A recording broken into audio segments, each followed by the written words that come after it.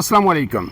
मैं हूं इमरान आज़म और आप देख रहे हैं मेरा यूट्यूब चैनल इमरान आज़म व्यूज़। नाज़रीन, 4 आम ख़बरें हैं, उन पर आपके सामने बात करूंगा, अपना तज़िया भी आपके सामने रखूंगा। लेकिन इस सबसे पहले आपसे गुजारिश, अगर आप मेरे चैनल पर नए हैं तो इमरान आज़म व्यूज़ को सब्सक्राइब कीजिए और बेल का निशान ज़रूर दबाइए ताकि आपको वीडियोज़ बर वक्त मिलती रहें। वीडियो पसंद आए तो इसे लाइक और शेयर ज़रूर कीजिएगा। अब पहली खबर यह है कि जनाब सोहेल आफरीदी वज़ीर आला खैबर पख्तूनख्वा मुंतखब हो गए। दूसरी खबर जो होगी उस पर हम बात करेंगे कि तहरीके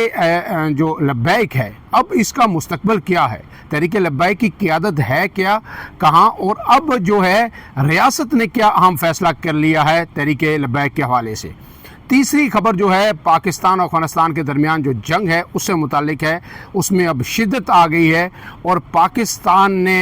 जो है अफ़गान तालिबान को नाकू चने चबवा दिए हैं। ये पाकिस्तान इस हद तक अग्रेसिव क्यों हुआ और क्या अफ़गान तालिबान ने अपने पाँव पर ख़ुद कुल्हाड़ा मारा है, या जिस तरह तज़िया किया जा रहा है कि अफ़गानिस्तान को तालिबान को शिकस्त नहीं दी जा सकती, लोग बात करते रहते हैं कि इन्होंने बड़ी बड़ी सुपर पावर्स को हराया। तो इस वक्त सूरत हाल क्या है और पाकिस्तान की और अफ़गानिस्तान की जंग जो है, अफ़गानिस्तान की जो रूस के साथ जंग हुई या अमेरिका से जंग हुई, उससे मुख्तलिफ क्यों कर है। और आखिरी खबर ये है कि जनाब अब से कुछ ही देर पहले जो है field marshal general Syed Asim Munir ने मुलाकात की है सदर ममलिकत आसफ अली ज़रदारी से। वज़ीर आज़म से तो उनकी मुलाकातें होती रहती हैं, लेकिन सदर ज़रदारी से आज क्यों मुलाकात हुई और ये कितनी अहम है और ये किस कंटेक्स्ट में हुई। और फिर कुछ ही देर बाद अभी वज़ीर आज़म भी आसफ अली ज़रदारी को मिलने जा रहे हैं। तो मुल्क में जो सियासी दर्जा हरारत है वो भी बढ़ रहा है, मुलाकातें भी हो रही हैं और साथ साथ जो सरहदों की सूरत हाल है वो भी इंतहाई कशीदा है। इस तमाम पर आपके सामने जो है अपना तज़िया रखूँगा। पहली खबर पे आ जाते हैं कि बिलाखिर जो है आइनी कानूनी रुकावटें जितनी भी थी वो ख़त्म हुई, सियासी रुकावटें थी वो ख़त्म हुई और आज गवर्नर फैसल करीम कुंडी जो है पेशावर पहुँचे, वहाँ उन्होंने सोहेल आफरीदी से जो है हल्फ ले लिया है। इससे पहले जो है सेक्रेटरी जनरल सलमान अकरम राजा की क़यादत में पीटीआई वफ़द ने गवर्नर से मुलाकात की, शाह फरमान भी उसमें शामिल थे, दीगर पीटीआई के अहम रहनुमा जो है उसमें शामिल थे और फिर उन्होंने उनसे गुफ्त शनीद की और उसमें गवर्नर ने यही कहा कि मैंने तो एतराज़ कभी किया ही नहीं, मैं सिर्फ ये कह रहा था कि जब तक एक का इस्तीफ़ा मंजूर नहीं होता दूसरे का इंतखाब जो है दुरुस्त नहीं है और ये गैर आइनी है। तो मेरा ये मौक़िफ़ उसूली था, आइनी था। अब अदालत ने अगर हुक्म दिया है तो मुझे कोई एतराज़ नहीं, मैं बिल्कुल हल्फ भी लूँगा। और फिर वही हुआ, एक बड़ा जो है पुरजोश अंदाज में जो है वहाँ हल्फ जो वफादारी की जो तकरीब हुई और उसमें पीटीआई के कारकुनान बहुत बड़ी तादाद में शरीक थे और ख़ास करके यूथ बहुत बड़ी तादाद में शरीक थी। अब इसके नताइज क्या होंगे, ये पीटीआई के लिए किस कदर सूदमंद है सोहेल आफरीदी का वज़ीर आला मुंतखब होना। और फिर इमरान खान की तरफ से उन्हें हदायत भी आ गई हैं कि कैबिनेट किस तरह की होनी चाहिए और उन्होंने ये कहा है कि कैबिनेट में सिर्फ ये नहीं जो लोग जीते हुए हैं, जो अच्छे टिकट होल्डर्स लोग हैं जो हार गए थे इलेक्शन, उनको भी शामिल किया जाए। ज़रा ये कह रहे हैं कि यूथ की बड़ी तादाद जो है रिप्रेजेंटेशन होगी इस नई कैबिनेट में, जबकि पुराने लोग भी मौजूद होंगे जिसमें मशीर ख़जाना जो मुज़म्मिल असलम है बड़ा अच्छा काम कर रहे हैं वो, और उन्हें रिटेन किया जाएगा और साथ जो है नए लोगों को ज़्यादा मौका दिया जाएगा। अब इसका इम्पैक्ट कितना होगा केपीके की सियासत पे, इमरान खान की सियासत पे, किस तरह इमरान खान की सियासत को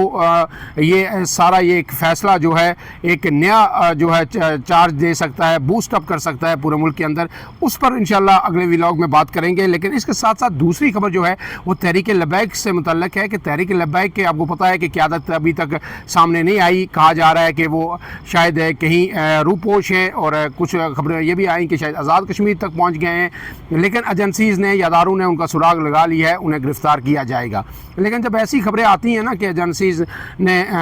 सुराग लगा लिया, किसी भी वक्त वो गिरफ़्तार हो सकते हैं और वो सरेंडर कर दें, तो उसका मतलब ये होता है कि वो अदारों की या पुलिस की कस्टडी में हिरासत में है। और हो नहीं सकता था कि इतनी बड़ी हज़ारों की तादाद में पुलिस फोर्स वहाँ पर लगी हुई है और वहाँ से जो साद रिजवी और अनस रिजवी जो है निकल के कहीं चले जाएँ और ऐसे चले जाएँ कि 2 दिन तक पता ही न चले कि वो हैं कहाँ, और उसके बाद फिर खबर आए कि जनाब वो आज़ाद कश्मीर में है या कहीं भी हैं। तो इस हवाले से जो दूसरा अहम फैसला ये किया गया कि पूरे मुल्क के अंदर क्रैकडाउन किया जाएगा तहरीक लब्बैक के ख़िलाफ़, और लाहौर से लेके पूरे पंजाब और पंजाब से बाहर भी तो फहरिस्तें तैयार की गई हैं हर डिवीज़न वाइज, ज़िला वाइज, और जितने एक्टिव कारकन हैं तहरीक लब्बैक के, जो उलमा हैं, जो बड़े इनके प्रोमिनेंट लीडर्स हैं, जो ओहदेदारान हैं, उन सबको गिरफ्तार किया जाएगा और उनके खिलाफ सख्त तरीन कार्रवाई की जाएगी। गोया मेरे ख्याल में अब ये जो तहरीक लब्बैक का बोरिया बिस्तर है, इस मुल्क से वो गोल करने का फ़ैसला कर लिया गया है और इन्हें अब इस तरह के किसी प्रोटेस्ट की जो है इजाज़त नहीं दी जाएगी। इस वक्त ये याद रहे कि तहरीक इंसाफ एक रजिस्टर्ड सियासी जमात है पाकिस्तान के अंदर, वो मजहबी जमात नहीं है। और सुप्रीम कोर्ट के अंदर भी जब उसके एसेट्स के हवाले से समाअत हुई थी तो उनके एसेट्स को सबसे पहले क्लियर करार दिया गया था। PTI के एसेट्स से भी पहले तहरीक लब्बैक के एसेट्स को करार दिया गया था कि बिल्कुल दुरुस्त हैं, लेकिन अब कहा जा रहा है कि उनके घर से इंडियन करेंसी भी निकल रही है, सोना भी निकल रहा है और ये सारी चीज़ें भी हैं। अब तीसरी बात यह है कि जनाब पाकिस्तान और अफगानिस्तान के दरमियान जो है जंग शिद्दत इख्तियार कर गई है और गुज़श्ता रात से जो है इसमें मज़ीद शिद्दत आई है। पाकिस्तान की फोर्सेस ने चप्पे चप्पे पे अफगानिस्तान में जहाँ जहाँ दहशतगर्दी के कैंप्स थे, तालिबान के कैंप्स थे, लॉन्चिंग पैड्स थे, उनकी चौकियाँ थी, उनके टैंक्स थे, उनको तबाह कर दिया। मुसलसल जो है वो फुटेजेस वहाँ पे आ रही हैं और बेशुमार चौकियों पे जो है वहाँ पे पाकिस्तानी झंडे भी लहरा दिए गए हैं। और आज की इतला के मुताबिक अब तक जो है 50 से ज़ायद जो तालिबान हैं, जो ख्वारिज हैं, फितनउल हिंदुस्तान हैं, वो हलाक किए जा चुके हैं और इसमें मुसलसल कार्रवाइयाँ जारी हैं और पाक वो चुन चुन के निशाना लगा रही है। अब इसमें क्या जो है ये अफगान तालिबान ने अपने पाँव पे खुद कलाड़ा मारा, तो बिल्कुल ये दुरुस्त बात है, क्योंकि शायद वो ओवर कॉन्फिडेंट हो गए थे। भारत ने उनको शय दी कि जनाब आप इधर से बॉर्डर जो है मगरबी बॉर्डर आप गर्म करें और हम उधर से गर्म करेंगे और आप जो है फिर अपनी जो कामयाब जो हिकमत अमली है उसमें कामयाब हो जाएंगे। क्योंकि जो अफगान तालिबान है या पाकिस्तानी तालिबान, इनने मिल के अब हिकमत अमली ये बनाई है कि जब भारत हमला करेगा तो हम भी हमला करेंगे और हम बलूचिस्तान के किसी इलाके पर या फाटा के इलाकों पर कब्ज़ा कर लेंगे और वहाँ अपनी एक तरह की हुकूमत का हम ऐलान कर देंगे कि हमने यहाँ पे अपनी कोई हुकूमत बना ली है। तो ये चीज़ें पाकिस्तान को पहले से पता थी। फिर अफगानिस्तान ने जब हद से तजावज़ किया तो फिर पाकिस्तान को एक मौका हाथ आया और अब पाकिस्तान उस मौके को किसी तौर पर ज़ाया नहीं करेगा और मुसलसल हमले किए जा रहे हैं। और कहा जा रहा है कि जब तक अफगानिस्तान के अंदर, क्योंकि पाकिस्तान के पास तो एक लम्हे लम्हे की इंफॉर्मेशन थी, एक एक चीज़ पता थी कि कहाँ से ये मीटिंग्स करते हैं, कहाँ इनके ट्रेनिंग कैंप्स हैं, कहाँ इनसे लॉन्चिंग पैड है, कहाँ पे इनकी हिकमत अमली बनती है, कहाँ इनके सेफ हेवन्स हैं, एक एक चीज़ नक्शे पाकिस्तान के पास मौजूद थे। और फिर जिस दिन अफगानिस्तान ने पाकिस्तान के से हद से तजावज़ किया, आगे फ़ौजियों को मारना शुरू किया और जो है अपने जो लिमिट्स क्रॉस करके सपोर्ट किया जो पाकिस्तानी तालिबान हैं, तो फिर पाकिस्तान ने जो जवाब शुरू किया वो काबुल से लेके अब कंधार तक वो जारी है और ये उस वक्त तक जारी रहेगा जब ये पूरा सिस्टम जो तालिबान का दहशतगर्दी पर मबनी है ये निस्तो नाबूद नहीं होता। ये आपको पता है कि बड़ी जो है ड्यूरेंट लाइन जो सरहद है अफगानिस्तान के साथ हमारी, वो तकरीबन 2650 से 70 किलोमीटर जो है ये है, जबकि दूसरा जो है जो ईरान के साथ हमारी लगती है वो तकरीबन 960 किलोमीटर है। तो ये हमारे मगरबी बॉर्डर पे दो ही मुल्क हैं जिनके साथ हमारी सरहद हैं। ईरान के साथ तो इस वक्त काफ़ी हद तक जो है बेहतरी है, हमारे तल्लुकात में भी है, वहाँ से कोई बड़ी इंसर्जेंसी भी नहीं हो रही। जो हो रही है वो भी ईरान की कोई उसमें रजामंदी किसी तौर पर शामिल नहीं है, ख़ास करके इंडिया का इसराइल और ईरान की जंग के बाद। लेकिन यहाँ पे जो 2670 किलोमीटर की जो ड्यूरेंट लाइन है ये आज से नहीं, ज़ाहिर है ये ड्यूरेंट लाइन 1893 की है जब ब्रिटिश इंडिया और जो है एमिरेट्स ऑफ अफगानिस्तान के दरमियान ये ड्यूरेंट लाइन बनी थी, सरहद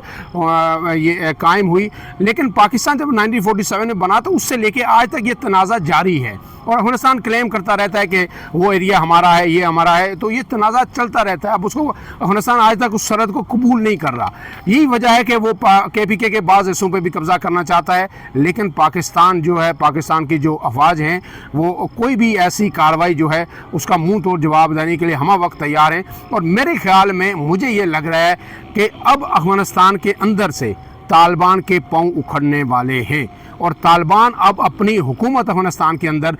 जो है ये कबल अज़ पेश कोई भी हो सकती है, लेकिन मेरे ख्याल में अब वो अपनी हुकूमत कायम नहीं रख सकेंगे। और आखिरी बात यह है कि जनाब फील्ड मार्शल से ने आज जाके फील्ड मार्शल आसिफ अली जरदारी से मुलाकात की है। ये मुलाकात में अफगानिस्तान की सूरत हाल को खुसूसी तौर पर इसका जो है इस पर गौर किया गया, सारी चीज़ों से अपडेट किया गया। प्रेसिडेंट को उन्हें बताया गया कि इस वक्त हमारे मगरबी बार्डर की क्या सूरत हाल है, मशरक़ी बार्डर की क्या सूरत हाल है, और ये भी बताया गया कि हमें किस कदर थ्रेट अफगानिस्तान से हमें है। भारत से तो है ही है, वो तो पता है हमें, फौज है, लेकिन जो कुछ भारत अफगानिस्तान में कर चुका है या जिस तरह दहशतगर्द पूरी दुनिया से वहाँ इकट्ठे हो चुके हैं, तो फिर प्रेसिडेंट जो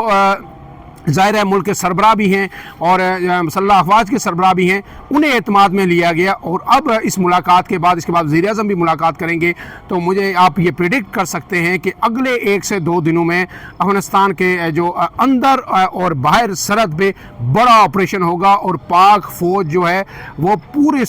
जो है अपने फुल स्केल के साथ जो है दहशतगर्दों के पीछे जाएगी और इनको वंस फॉर ऑल हमेशा के लिए ख़त्म किया जाएगा। इस हवाले से जो जो अपडेट्स आएंगी, मुसलसल अपडेट्स आ रही हैं, जहाँ पे जिस तरह पाकिस्तान वहाँ पे उनकी चौकियों पे कब्जा कर रहे हैं फौजी और दहशतगर्दों को ठिकानों को निस्त नाबूद किया जा रहा है, दहशतगर्दों को मारा जा रहा है, तो इसके बड़ी इंप्लीकेशंस हैं। ज़ाहिर है चाइना भी ये सूरत हाल देख रहा है, तो ये सारी सूरत हाल देश से डेवलप हो रही है, इस पर भी बात करते रहेंगे। फिलहाल के लिए इतना। इमरान आज़म को दीजिए इजाज़त, अल्लाह हाफिज़।